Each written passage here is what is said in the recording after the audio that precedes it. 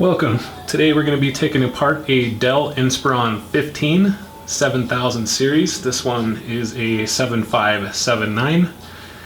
And to remove the bottom case, you're going to need a small Phillips head screwdriver. This particular one is a 2.5, but any small Phillips head screwdriver will do. So go ahead and remove those bottom case screws.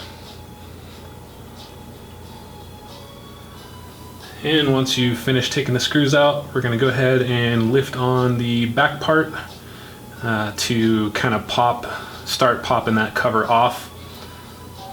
And you'll have to kind of work your way around, and once you get most of it up, the rest will just kind of pop off and you'll have access to the inside of the laptop.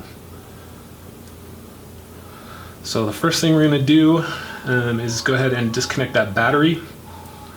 So we'll just remove the screws and remove the connector for the battery.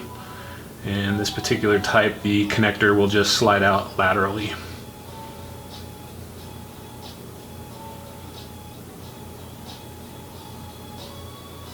And you can remove the battery from the laptop.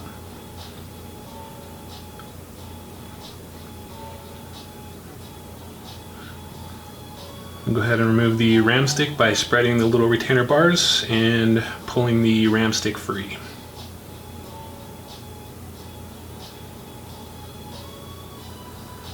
And then for the SSD, we'll go ahead and remove the screw, and it'll kind of flip up, and then you'll just pull it straight out. Same with the Wi-Fi card. Once you remove the Phillips head screw, you'll just pop those antennas straight up and off, and then pull the Wi-Fi card out of the slot.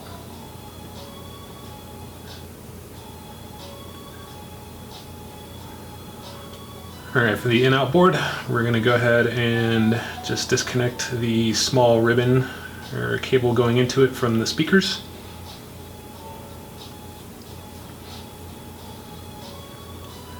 The pram battery just needs to be released, but leave it stuck in the in that InOut board.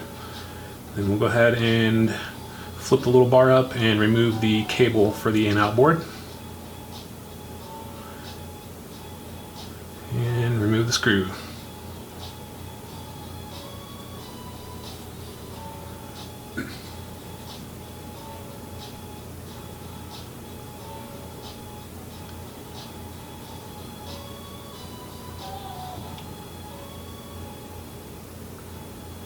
Alright, now we can go ahead and remove the fan connector.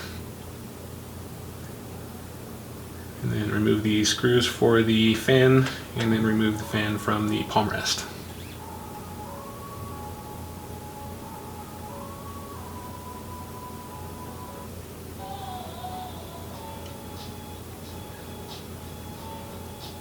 So there are 4 screws for the heatsink. Go ahead and remove those in any order, and then remove the heatsink.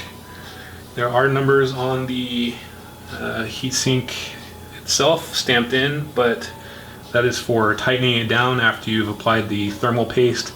So just pay attention to those numbers if you're going to reinstall the heatsink, and tighten in that order, but it does not matter for removal.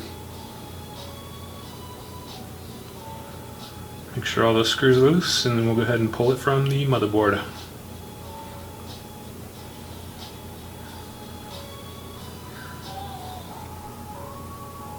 So we'll finish removing the little bracket on the side for the motherboard.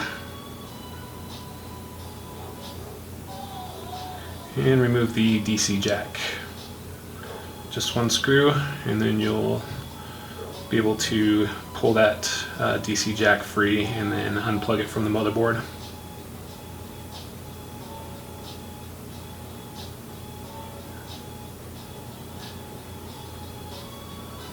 Alright, so we'll go and just make sure that we've released all of the accessories on the motherboard, and then start pulling any of the ribbons that are still connected. This type is a little flip up gate, and to release the ribbon you just flip it up and flip it back down when you're done so it doesn't get broken. Looks like our display cable as well. We'll just flip up on the little bar and then you can use that little bar to pull that connector back. Sometimes these are taped on as well too, so you might need to pull up on the tape before you can actually pull that connector out. Just right there is a little bit of adhesive, so it might be easier to remove the connector after pulling up on the cable.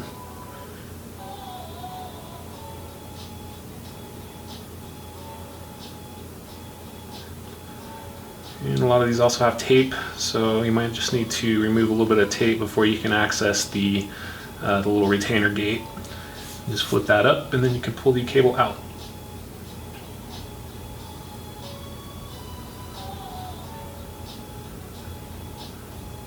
Alright, one last check, make sure we got all the ribbons disconnected, and then we can go ahead and remove those screws.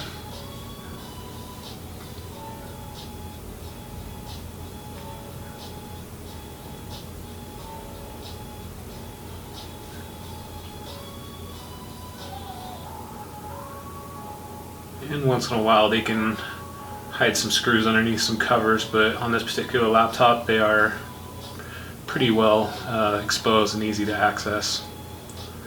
So we'll just give it a wiggle, make sure everything's disconnected, and then gently lift it up and remove it from the palm rest.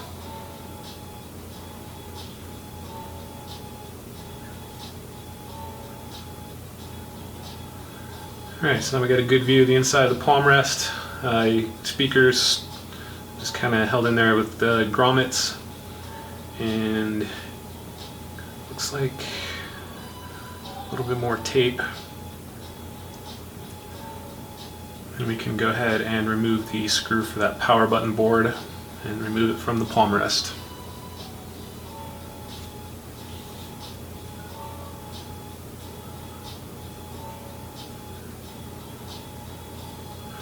So the keyboard on this model, it's riveted in, it's not removable, so it needs to be replaced with the palm rest, and the touchpad looks like there's just a few screws that need to be removed to remove that touchpad.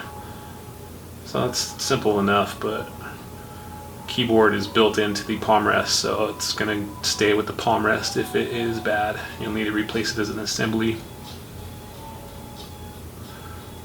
So we'll go ahead and remove that display now. I'm going to open up the laptop to clear those hinges from the palm rest, and then we'll remove the screws to separate the display assembly from the palm rest. You always want to open it up so that you're not fighting with it after you remove those hinge screws. So it will not remove, it will not have the clearance unless you open the laptop all the way before you remove the screws.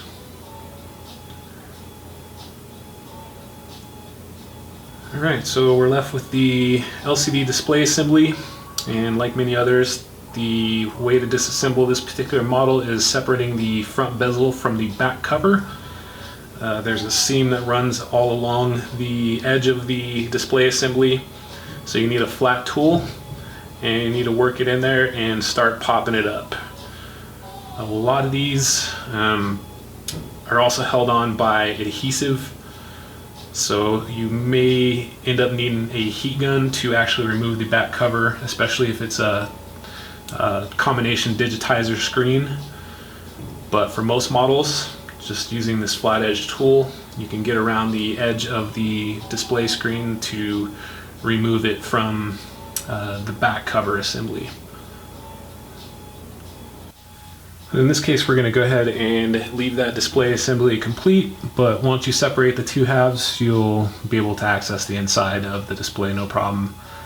So if this video helped you or you liked the video, please like and subscribe. Thank you very much.